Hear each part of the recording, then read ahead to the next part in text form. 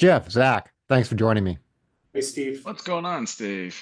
What is going on is we've got some more exciting real estate news. In all seriousness, there's been a comeback in shopping malls, and I also want to encourage people, if you like news like this, visit our website, selectfincap.com, and get on our free investment in real estate newsletter, and also a chance to look at some exclusive investment opportunities as well as the news. But moving on to the news.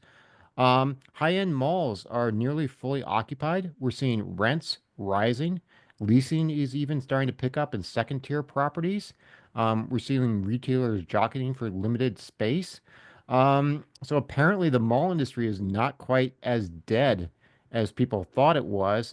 One of the reasons it's not so dead, though, is that developers have been treating it that way, and there's been no new supply coming in the market. So we're actually seeing some traditional malls doing really well right now. Some of your guys' thought on this kind of maligned segment of the real estate market. I might I Well, might start by saying this isn't all malls. This is particularly related to high-end malls.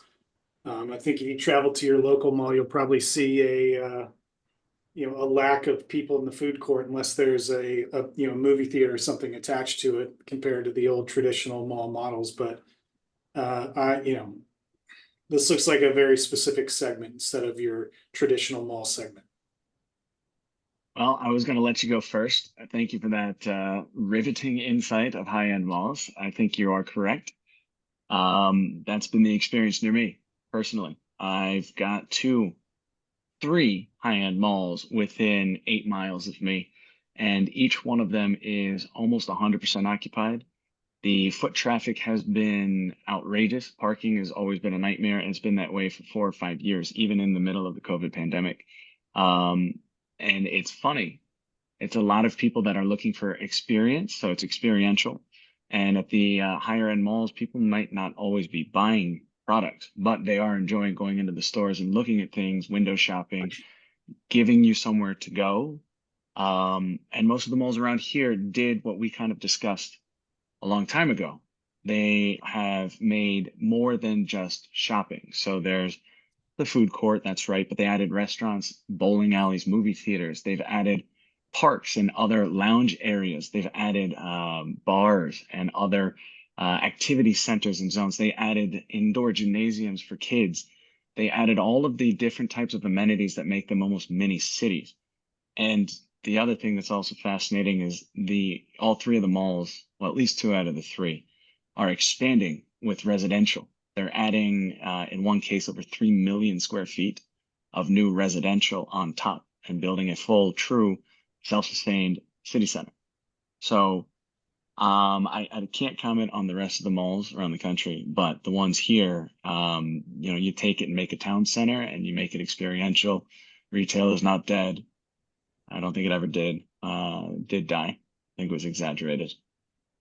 Yeah, Yeah, I would say, look, I've got a mall that's probably a lot further away than yours are, maybe not, but to your point, it's got the amenities to attract kids. It's got all the stuff that you need for shopping, for essentially for back to school and all the rest of that stuff and Christmas. And I think one degree of shopping that people don't always recognize is that shopping on Amazon requires it gets shipped, and sometimes it doesn't get shipped quick enough. And even when it does get there quick enough, it may not fit.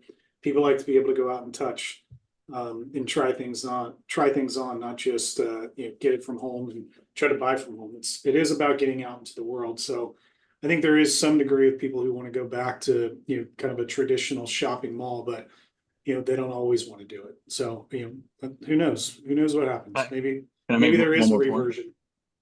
Because you hit on something related to shipping and online shopping, and I completely slipped my mind until now. It's as times get tougher, people are looking to save money wherever they can. And a lot of people have started to realize that everything that you're buying online is marked up. It might be as simple as buying a bottle of OxyClean for $3.79, but in the store it's $2.79. And that $1 difference is that logistics person that takes care of shipping it for you. Shipping's free, but you're spending that extra dollar. A lot of times people are noticing that now. They're going back to shopping in person because they're saving money. Yeah. yeah. One the other thing I would point to here is when the investment business you call survivor bias. is working here in that a lot of the lower end malls, they're closed. They're not there anymore. What has survived is really the prime locations. And I think, in real estate, that's an important point. The ones that have survived are in prime locations, locations that are well worth investing in, keep in creating those experiential environments where you can go and you can be entertained, you can shop, you can maybe stay in a hotel, and they might even work in some work and play areas.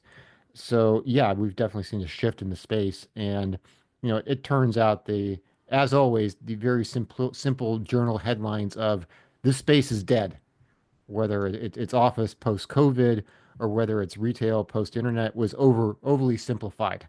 The prime locations have really found a way to reinvent themselves, and they're doing very well. And I think in general, when you have some prime real estate, you figure out a way to make it work because it's in a location where you're going to get traffic, you're going to have interest. And I think we've seen that in the mall space too, is those prime locations, those really good properties, they've successfully reinvented themselves.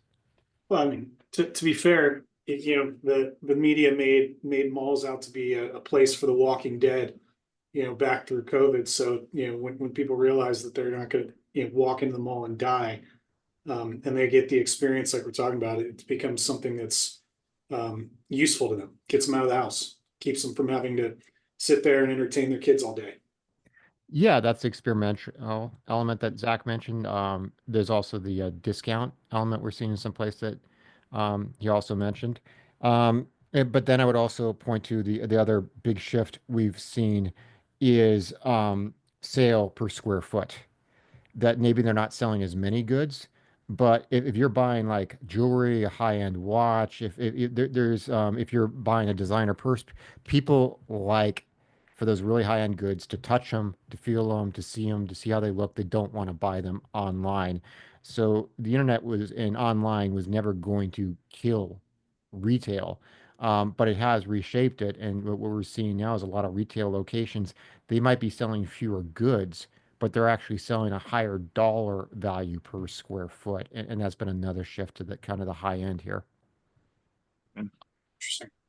Okay. Hey, thanks a lot. If you enjoyed the video, give us a thumbs up, comment, let us know what we're missing, what your thoughts on our retail, real estate spaces, the traditional shopping mall being still alive, but looking a little bit different.